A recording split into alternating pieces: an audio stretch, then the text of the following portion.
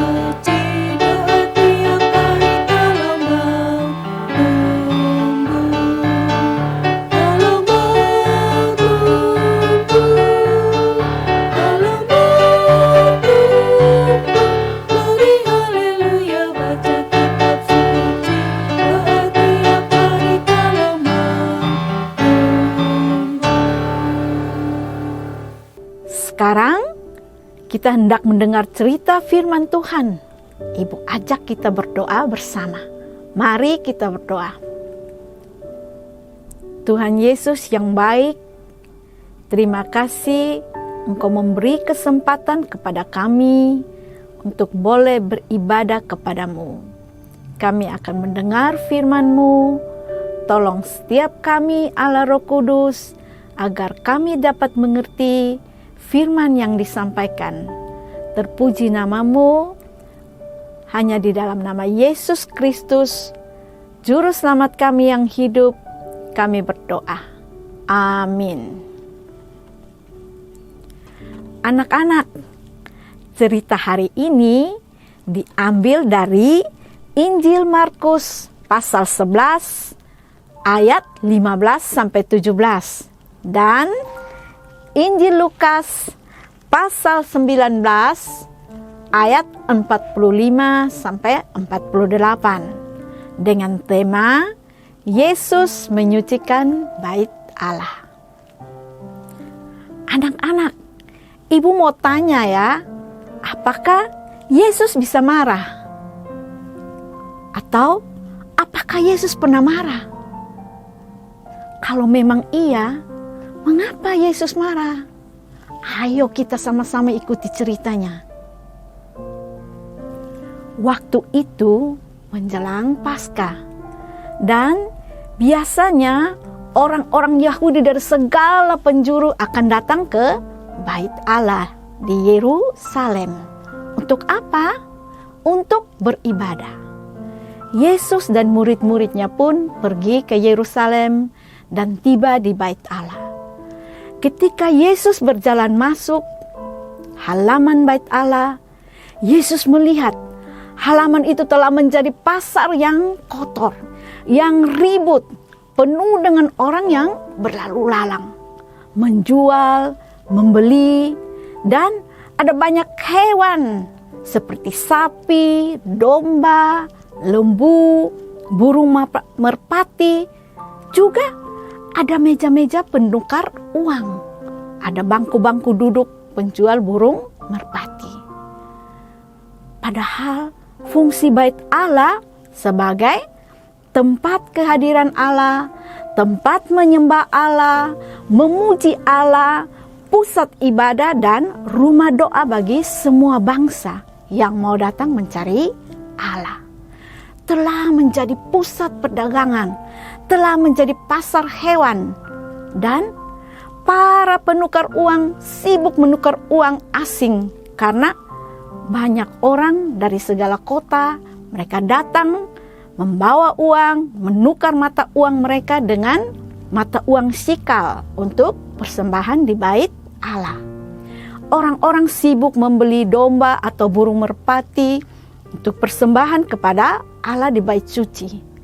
Maka sangat ramai, ribut dengan orang-orang yang bicara dengan keras.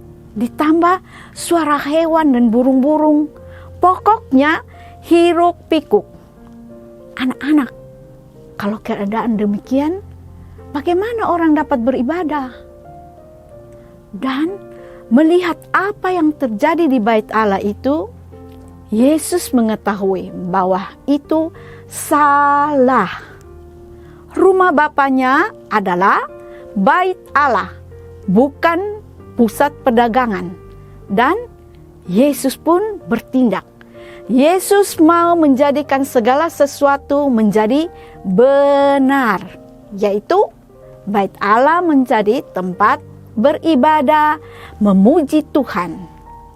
Lalu Yesus mengusir mereka yang berjualan dan mereka yang membeli, membalikkan meja-meja penukar uang sehingga kepingan-kepingan uang berjatuhan, membalikkan bangku-bangku penjual merpati dan para pedagang, dan mereka semua bergegas pergi. Dan kata Yesus, ada tertulis, rumahku adalah rumah doa, tetapi kamu menjadikannya sarang penyamut. Hah? Sarang penyamut? Apa itu? Ada yang tahu? Anak-anak tahu apa itu penyamun? Ya, benar.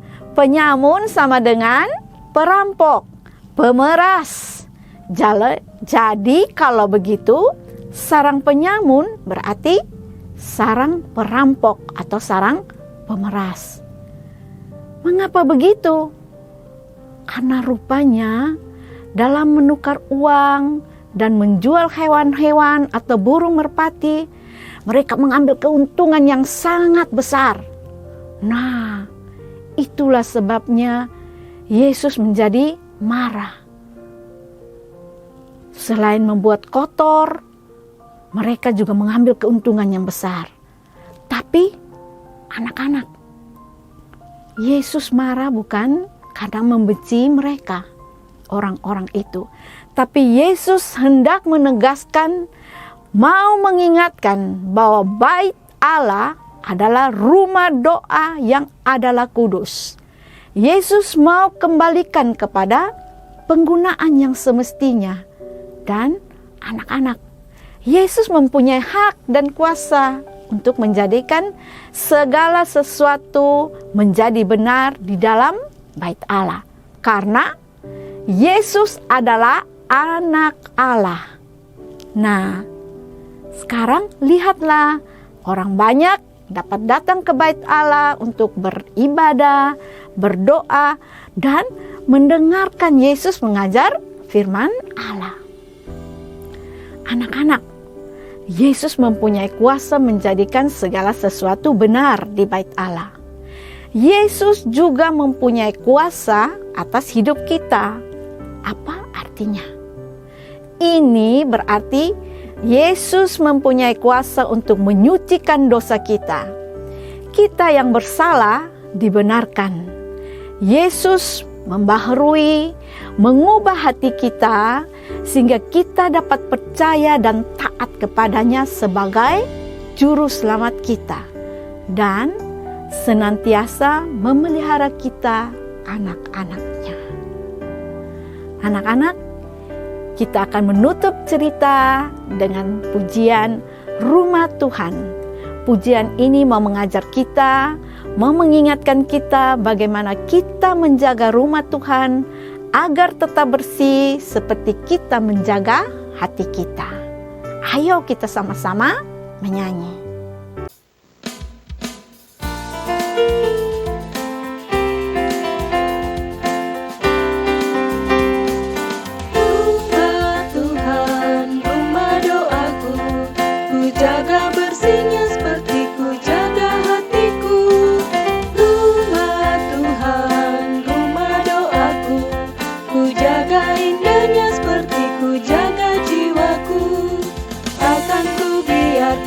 Kotor tak terawat, takkan ku biarkan ada yang merusak, karena rumah Tuhan, rumah doaku, ku jaga bersihnya seperti ku jaga hatiku.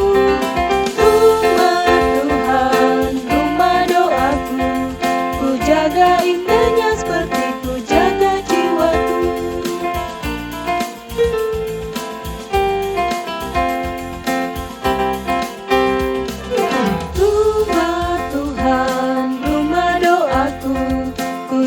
Bersihnya seperti ku jaga hatiku.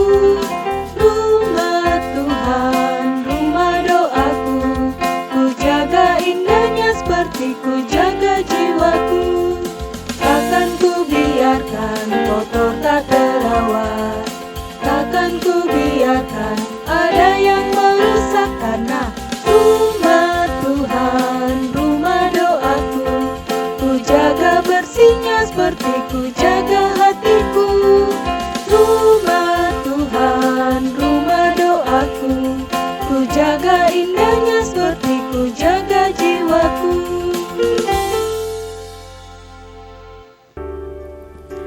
Ayat hafalan kita hari ini terambil dari Yesaya 56 ayat 7b.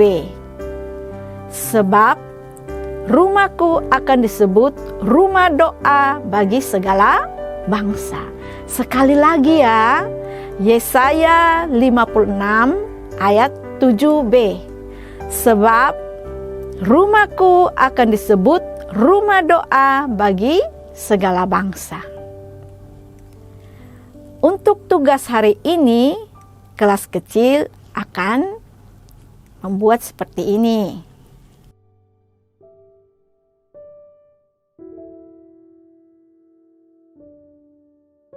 Kelas besar juga akan mencari 5 yang tidak sama pada gambar ini. Setelah dikerjakan, difoto dan dikirim ke guru kelas masing-masing ya. Informasi juga untuk anak-anak dan juga orang tua yang mau memberi persembahan bisa dibawa ke gereja dan dimasukkan ke kotak persembahan yang tersedia di depan pintu gereja. Sekarang Ibu mengajak kita berdoa bersama untuk menutup sekolah minggu kita hari ini. Mari kita berdoa. Tuhan Yesus, segala hormat, puji dan syukur kami naikkan kepadamu, karena kami boleh belajar firman-Mu pada hari ini, bagaimana kami menjaga rumah Tuhan agar tetap bersih. Kami juga menjaga hati kami tetap bersih, karena kami yang bersalah telah dibenarkan oleh Engkau Tuhan di atas kayu salib. Kami mengucap syukur atas kasih-Mu kepada kami. Tolong setiap kami, agar di dalam hidup kami senantiasa mempercayakan hidup kami ke dalam tangan-Mu. Ampuni dosa kami, di dalam nama Tuhan Yesus kami berdoa. Amin. Anak-anak, ayo tetap semangat untuk sekolah minggu online ya. Tetap jaga kesehatan dan sampai jumpa. Tuhan Yesus memberkati. Dadah.